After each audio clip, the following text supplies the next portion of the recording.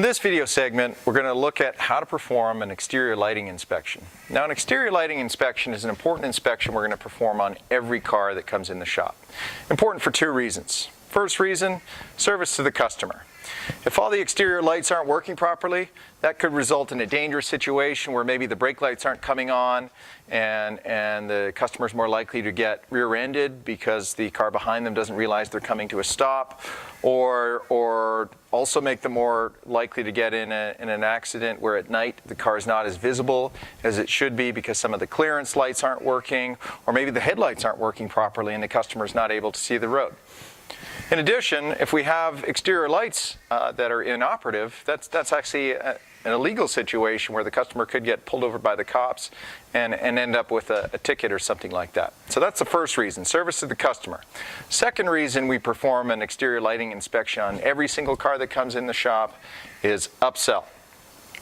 In the automotive service and repair business, upsell is how the shop makes money.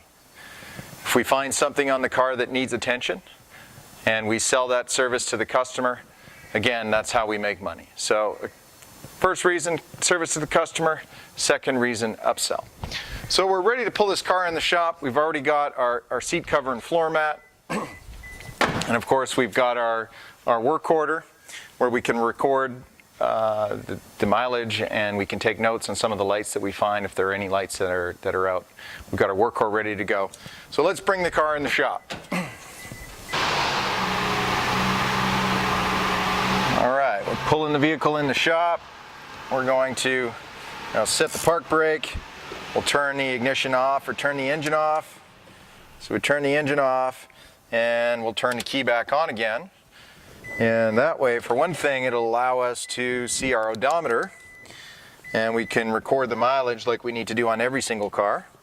So we've got 102, 285. We got the mileage. And we're also going to do, like we've done previously, like we're going to do on every single car. We'll check the horn. Yep, horn works. We'll also check the windshield wipers and washers, and those seem to be working pretty well. However, if we noticed any issues, we'd make a note of them on the work order, and then of course transfer those over to our inspection sheet. So a good place to start with the inspection is to first shift the transmission into reverse. So in this case, we've got a manual transmission. We'll shift that into reverse. And we're also going to turn the headlights on. So we'll turn the headlights on just like that. And now we can hop out of the vehicle and have a look at the lights. The exterior lighting inspection is going to consist of roughly 3 laps around the vehicle. And like I was saying, we'll try and do it the same way every time. So we've got the reverse lights on, we've got the headlights on. We'll start by coming around the left side of the vehicle here. We're going to come around the front, and we'll start with the side marker clearance lights up front. There's typically some kind of illumination on the side here, so to improve visibility at night from the side. And in this case, it looks like the light's not working. There should be something there, like I said, for side illumination. I don't see anything there. However, the left headlight seems to be working. The right headlight seems to be working. And also the right front side marker is also inoperative. And that's unusual that both sides would be out, but it seems to be the case here. So I'm going to make a note of that. Left front side marker inoperative. And also the right front side marker inoperative. And then I'll continue going around the vehicle. We'll take a look at the right tail light, and that looks good. The right reverse light, that looks good. We'll come down to the license lights. Those are often overlooked. The right license light looks good. We'll go over to the left side, and the left side clearly not working. So we've got our left license light inoperative. Okay, and continuing on, we've got the left tail light is working well, and the left reverse light.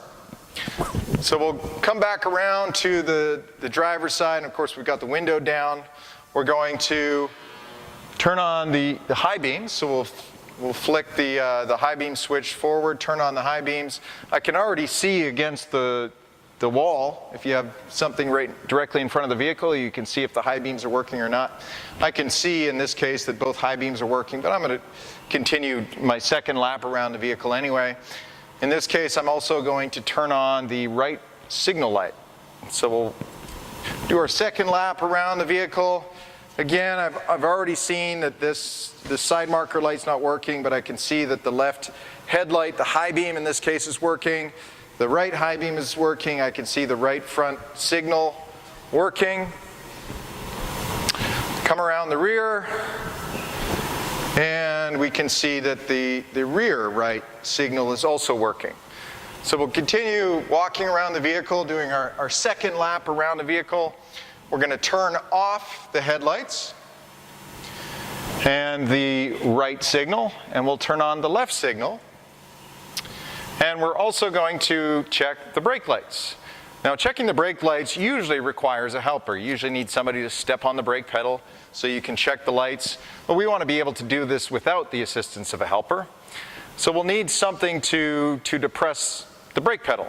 And if we go in the bottom drawer of our toolbox, we've got a tool we commonly use to pry things apart or to pry on things, a pry bar, but in this case we can also use it, or it doubles as a brake pedal depressor.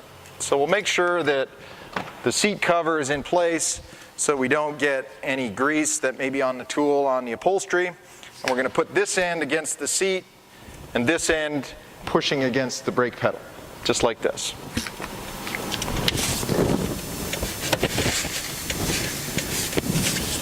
Okay, so we've got the brake pedal depressor in place, and we'll do our third and final lap around the vehicle.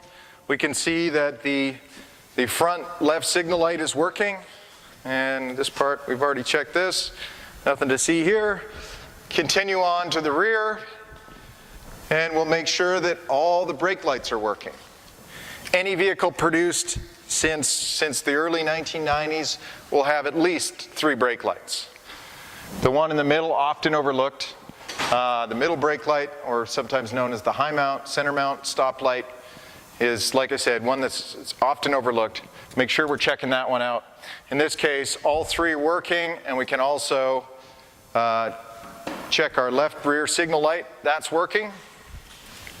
Okay, so we're going to come back to the open driver's window. We will turn off the signal light, remove the brake pedal depressor. Very important that we don't leave that in place. We could drain the battery or overheat the brake light lenses. And we're also going to turn the key off.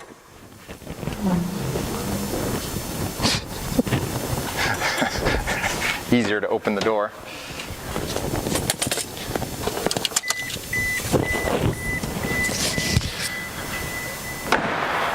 Again, removing the brake pedal depressor and turning the key off, super important things to remember.